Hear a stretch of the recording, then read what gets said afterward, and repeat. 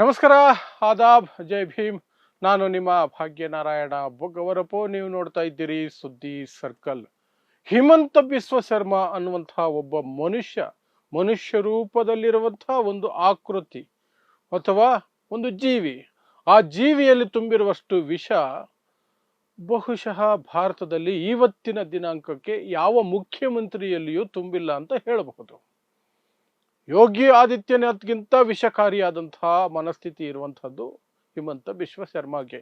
ಆ ಹಿಮಂತ ಬಿಸ್ವ ಶರ್ಮಾ ಯಾವ ಕೀಳು ಮಟ್ಟಕ್ಕೆ ಇಳಿದಿರೋದಂದ್ರೆ, ಮಿಯಾ ಮುಸ್ಲಿಮರಿಗೆ ತೊಂದರೆ ಕೊಡಿ, ಅವರು ಇಲ್ಲಿಂದ ಬಿಟ್ಟು ಓಡಿ ಹೋಗುವ ಮಟ್ಟಕ್ಕೆ ಅವರಿಗೆ ಕಿರಿಕಿರಿ ಮಾಡಿ, ಅವ್ರ ಜೊತೆ ವ್ಯಾಪಾರ ಮಾಡಿದ್ರು ಸಹ ಅವರಿಗೆ ಮೋಸ ಮಾಡಿ. ನೀವು ಅವರು ರಿಕ್ಷಾದಲ್ಲಿ ಹೋದ್ರೆ 5 ರೂಪಾಯಿ ಆಲ್ರೆಡಿ ಮಾತಾಡಿ ಒಪ್ಕೊಂಡು ರಿಕ್ಷಾ ಇಳಿದ ಮೇಲೆ 4 ರೂಪಾಯಿ ಕೊಡಿ, ಅವ್ರಿಗೆ ಕಿರಿಕಿರಿ ಮಾಡಿ, ಅವ್ರಿಗೆ ಮಾನಸಿಕ ಹಿಂಸೆ ಕೊಡಿ, ಅವ್ರನ್ನ ಇಲ್ಲಿಂದ ಓಡಿಸಿ. ಇಂಥ ಒಂದು ಹೇಳಿಕೆಯನ್ನ ಹೊಟ್ಟೆಗೆ ಅನ್ನ ತಿನ್ನುವವರು ಯಾರೂ ಹೇಳೋದಿಲ್ಲ. ಬಟ್ ಅಸ್ಸಾಂ ರಾಜ್ಯದ ಮುಖ್ಯಮಂತ್ರಿ ಹಿಮಂತ ಬಿಸ್ವ ಶರ್ಮಾ ಹೇಳಿದ್ರು. ಸೊ ಅದನ್ನ ಇಟ್ಕೊಂಡು ಒಂದಷ್ಟು ಚಿಂತಕರು, ಸಮಾಜಮುಖಿಯಾಗಿ ಯೋಚನೆ ಮಾಡುವವರು, ಹೋರಾಟಗಾರರು ಕೋರ್ಟಿಗೆ ಹೋದ್ರು. ಕೋರ್ಟಲ್ಲಿ ಮೊದಲು ಸುಪ್ರೀಂ ಕೋರ್ಟ್ಗೆ ಹೋದ್ರು, ಅಲ್ಲಿ ಏನಾಯ್ತು ಅಂತ ಹೇಳ್ತೀನಿ ಆಮೇಲೆ. ಆದರೆ ಆನಂತರ ಹೈಕೋರ್ಟ್ಗೆ ಬರಬೇಕಾಯ್ತು. ಹೈಕೋರ್ಟಿಗೆ ನೋಟಿಸ್ ಕೊಟ್ಟಿದೆ.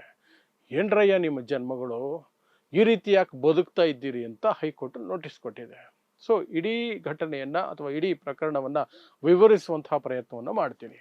ಸರ್, ನಾನು ಮೊದಲೇ ಹೇಳದಂಗೆ ಇವತ್ತಿನ ಪ್ರಸ್ತುತ ಸನ್ನಿವೇಶದಲ್ಲಿ ಭಾರತದಲ್ಲಿರುವಂತಹ ಮುಖ್ಯಮಂತ್ರಿಗಳ ಪೈಕಿ ಅತ್ಯಂತ ಅಪಾಯಕಾರಿ, ವಿಷಕಾರಿ, ಕೋಮುದ್ವೇಷಿ, ಧರ್ಮದ್ವೇಷಿ ಮುಖ್ಯಮಂತ್ರಿ ಅಂತ ಒಬ್ಬರಿದ್ರೆ ಅದು ಹಿಮಂತ ಬಿಸ್ವ ಶರ್ಮಾ, ಅಸ್ಸಾಂನ ಮುಖ್ಯಮಂತ್ರಿ.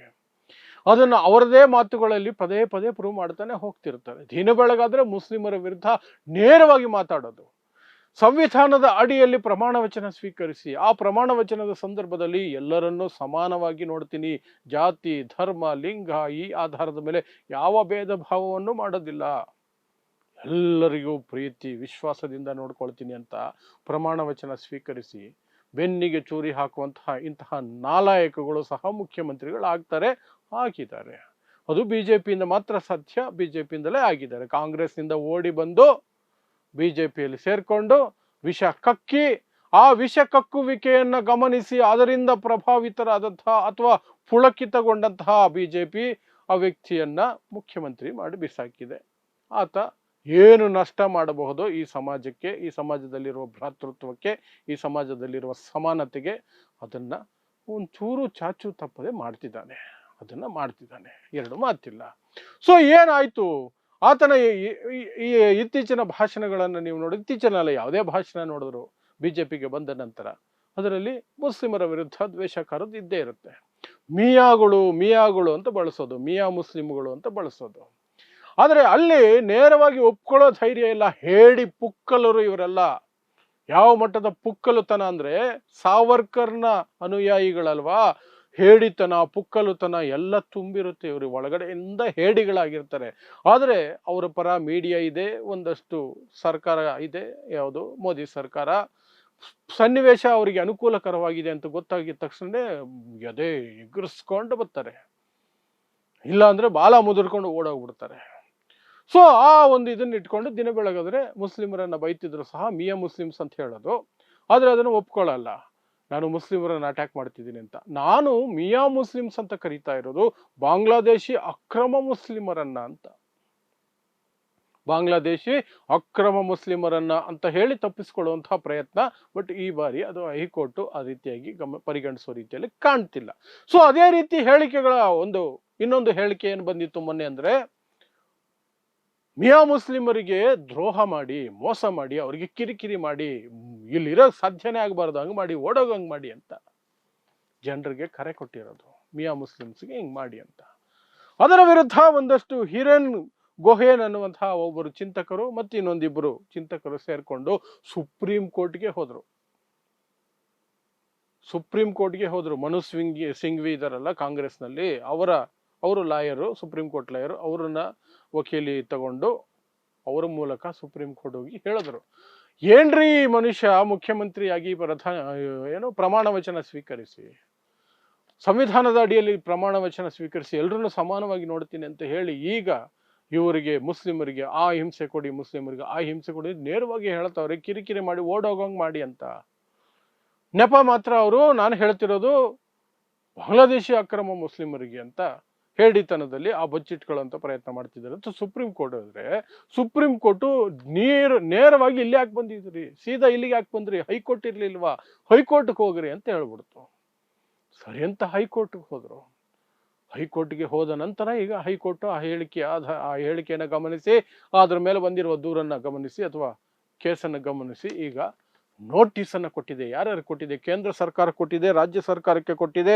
ರಾಜ್ಯ ಸರ್ಕಾರ ಅಂದ್ರೆ ಅಸ್ಸಾಂ ಸರ್ಕಾರ, ಮತ್ತು ಅಸ್ಸಾಂನ DGPಗೆ ಕೊಟ್ಟಿದೆ, ಮತ್ತು ಮುಖ್ಯಮಂತ್ರಿ ಹಿಮಂತ ಬಿಶ್ವ ಶರ್ಮಾಗೂ ಸಹ ಕೊಟ್ಟಿದೆ. What is going on? ಏನ್ ನಡೀತಿದೆ ರಾಜ್ಯದಲ್ಲಿ? ಒಂದು ಪ್ರಮಾಣ ವಚನ ಸ್ವೀಕರಿಸ್ತೀರಿ ಸಂವಿಧಾನದ ಅಡಿಯಲ್ಲಿ, ಅದರ ಮೇಲೆ ಪ್ರಮಾಣ ಮಾಡಿ ಎಲ್ರನ್ನೂ ಸಮಾನವಾಗಿ ನೋಡ್ತೀನಿ ಅಂತ ಹೇಳಿ, ಬಟ್ ಈ ರೀತಿ ಭೇದ ಭಾವವನ್ನ ಧರ್ಮದ ಆಧಾರದ ಮೇಲೆ ಮಾಡ್ತಿದ್ದೀರಲ್ಲ, ಇದಕ್ಕೆ ನೀವು ಉತ್ತರ ಕೊಡಿ ಅಂತ ನೋಟಿಸ್ಗಳನ್ನು ಕೊಟ್ಟಿದೆ. ಅವರು ಉತ್ತರ ಕೊಡಬೇಕಾಗುತ್ತೆ, ತುಂಬಾ ಸೀರಿಯಸ್ ಆಗಿ ತಗೊಂಡಿದೆ ಹೈಕೋರ್ಟ್. ಬಟ್ ಉತ್ತರದಲ್ಲಿ ನಾನು ಹೇಳದ್ನಲ್ಲ, ನಾನು ಮಿಯಾ ಮುಸ್ಲಿಮ್ಸ್ ಅಂತ ಕರೆಯೋದು ಬಾಂಗ್ಲಾದೇಶಿ ಅಕ್ರಮ ವಲಸಿಗರನ್ನ, ಅಷ್ಟು ಮಾತ್ರನೇ ಹೇಳೋದು. ಆಮೇಲೆ ಇಲ್ಲಿನ ಮುಸ್ಲಿಮರ ವಿರುದ್ಧ ನನಗೆ ದ್ವೇಷ ಇಲ್ಲ ಅಂತ ಹೇಳೋದೇ ಇಲ್ಲ, ಅಥವಾ ಇಲ್ಲಿನ ಮುಸ್ಲಿಮರ ಮೇಲೆ ಹೇಳಿದ್ದು ಅಂತಲೂ ಹೇಳಲ್ಲ. ಅವರು ಹೇಳೋದಿಷ್ಟೇನೆ, ಮಿಯಾ ಮುಸ್ಲಿಮ್ಸ್ ಅಂತ ನಾನು ಕರೆಯೋದು ಬಾಂಗ್ಲಾದೇಶಿ ಅಕ್ರಮ ವಲಸಿಗರನ್ನ, ಅಷ್ಟಕ್ಕೆ ನಿಲ್ಲಿಸ್ಬಿಡೋದು. ಇಲ್ಲಿನವರ ಬಗ್ಗೆ ನನಗೆ ದ್ವೇಷ ಇಲ್ಲ ಅಂತಲೂ ಹೇಳಲ್ಲ, ಇಲ್ಲಿನವರ ಬಗ್ಗೆ ಅಂತಲೂ ಹೇಳಲ್ಲ, ಇಲ್ಲಿನವರ ವಿರುದ್ಧ ನಾನು ಇಲ್ಲ ಅಂತಲೂ ಹೇಳೋದಿಲ್ಲ. ನೋಡಿ ಇವರ ಪೊಕ್ಕಲುತನ, ಹೇಳಿತನ ಯಾವ ಮಟ್ಟಕ್ಕೆ ಹೋಗುತ್ತೆ, ಮತ್ತೆ ಕುತಂತ್ರ ಷಡ್ಯಂತ್ರಗಳು ಯಾವ ರೀತಿಯಾಗಿ ಅದನ್ನ ಹಿಂಗ್ ಸುತ್ತಿ ಹಂಗ್ ಬಳಸಿ ತಗೊಂಬಂದು ಹಿಂಗ್ ನಿಲ್ಸಿ ಹಂಗೆಪ್ಸಿ, ಅದಲ್ಲ ಇದು ಇದಲ್ಲ ಅದು, ಏನೋ ಕಥೆ ಕಟ್ಕೊಂಡು ಬಚಾವಾಗ್ತಾ ಈ ಮತಾಂಧರಿಗೆ ಖುಷಿ ಪಡಿಸ್ಕೊಂಡು ಆ ಓಟುಗಳನ್ನು ಪಡ್ಕೊಳ್ಳೋದಕ್ಕೆ ಏನ್ ಮಾಡ್ಬೇಕು ಅದನ್ನ ಮಾಡ್ಕೊಂಡಿರ್ತಾರೆ. ಬಟ್ ಈಗ ಒಟ್ಟಿನಲ್ಲಿ ಒಂದು ಗುವಾಹಟಿ ಹೈಕೋರ್ಟ್ ಅವ್ರಿಗೆ ನೋಟಿಸ್ ಅನ್ನು ಕೊಟ್ಟಿದೆ. ಕೋರ್ಟ್ ಅಟ್ಲೀಸ್ಟ್ ಸೀರಿಯಸ್ ಆಗಿ ಈ ಕೇಸನ್ನ ಪರಿಗಣಿಸಬೇಕು. ಇಂತಹ ಬಾಯಿ ಬಡಕ ದ್ವೇಷ ತುಂಬಿದಂತಹ ವ್ಯಕ್ತಿಗಳನ್ನ ಒಂದೋ ಅಧಿಕಾರದಿಂದ ಕಿತ್ತು ಬಿಸಾಕಬೇಕು, ಇಲ್ಲ ಆ ರೀತಿ ಆಡಬಾರದು ಅನ್ನೋದಕ್ಕೆ ಶಿಕ್ಷೆ ಕೊಡಬೇಕು. ಆಗ ಮಾತ್ರ ಅಂತಹ ಹರ್ಕು ಬಾಯಿಗಳಿಗೆ ಗೂಟ ಹೊಡೆದಂಗೆ ಆಗತ್ತೆ. ಇಲ್ಲದೆ ಹೋದ್ರೆ ಅವು ಬಡ್ಕೊಳ್ತಾನೆ ಇರ್ತವೆ, ಆ ಬಾಯಿಗಳು ಬಡ್ಕೊಳ್ತಾನೆ ಇರ್ತವೆ. ಅವ್ರಿಗೆ ದೇಶ ನಾಶ ಆಗ್ಲಿ, ರಾಜ್ಯ ನಾಶ ಆಗ್ಲಿ, ಸಮಾಜ ಎಕ್ಕುಟ್ಟೋಗ್ಲಿ, ಏನಾದ್ರೂ ಆಗ್ಲಿ, ಧರ್ಮದ್ವೇಷದ ಮೂಲಕ ನಮಗೆ ಓಟ್ ಬರುತ್ತೆ ಅಂದ್ರೆ ನಾವು ಧರ್ಮದ್ವೇಷನೇ ಮಾಡೋದು.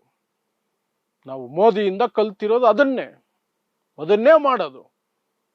ಓಟ್ ಬರುತ್ತೆ ಅಷ್ಟೇ. ನಮಗೆ ಅಧಿಕಾರ ಉಳಿಸ್ಕೊಳ್ಬೇಕು, ದೇಶ ಎಕ್ಕುಟ್ಟೋಗ್ಲಿ, ರಾಜ್ಯ ಎಕ್ಕುಟ್ಟೋಗ್ಲಿ, ಸಮಾಜ ಎಕ್ಕುಟ್ಟೋಗ್ಲಿ, ಜನ ಎಕ್ಕುಟ್ಟೋಗ್ಲಿ, ಯಾರು ಎಕ್ಕುಟ್ಟು ನಾಶವಾಗಿ ಹೋದ್ರೆ ನನಗೇನು, ನನಗೆ ಅಧಿಕಾರ ಬೇಕು ಅಷ್ಟೇ. ಇದೇ ನನಗೆ ಶಾಖೆಗಳಲ್ಲಿ RSS ಶಾಖೆಗಳಲ್ಲಿ ಹೇಳ್ಕೊಟ್ಟಿತ್ತು.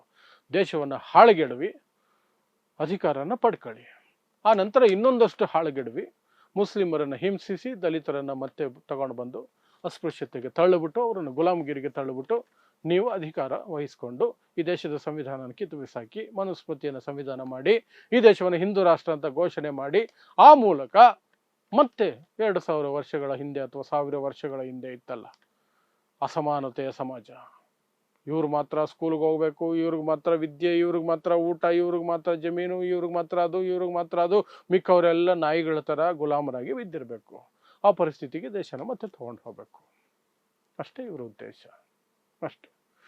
ಸೊ ಇದಿಷ್ಟು ಗುವಾಹಟಿ ಹೈಕೋರ್ಟ್ ಅಲ್ಲಿನ ಮುಖ್ಯಮಂತ್ರಿ ಅಂತ ಕರೆಸ್ಕೊಳ್ಳೋದಕ್ಕೆ ನಾಲಾಯಕ ಆಗಿದ್ರು ಮುಖ್ಯಮಂತ್ರಿ ಆಗಿರುವಂತಹ ಹಿಮಂತ ಬಿಸ್ವ ಶರ್ಮಾ ಮತ್ತು ಆತನ ಬಾಯಿ ತೆವಲಿಗೆ ಆಡಿರುವಂತಹ ಮಾತುಗಳ ವಿರುದ್ಧ ಗರಂ ಆಗಿ ನೋಟಿಸ್ ಕೊಟ್ಟಿರೋ ಘಟನೆಯ ಹಿನ್ನೆಲೆ. ಸೊ ಇಂತಹದೇ ವಿಶೇಷ ಸುದ್ದಿಗಳಿಗಾಗಿ ನೋಡ್ತಾ ಇರಿ ಸುದ್ದಿ ಸರ್ಕಲ್. ನಾನು ನಿಮ್ಮ ಭಾಗ್ಯನಾರಾಯಣ ಬೊಗವರಪು.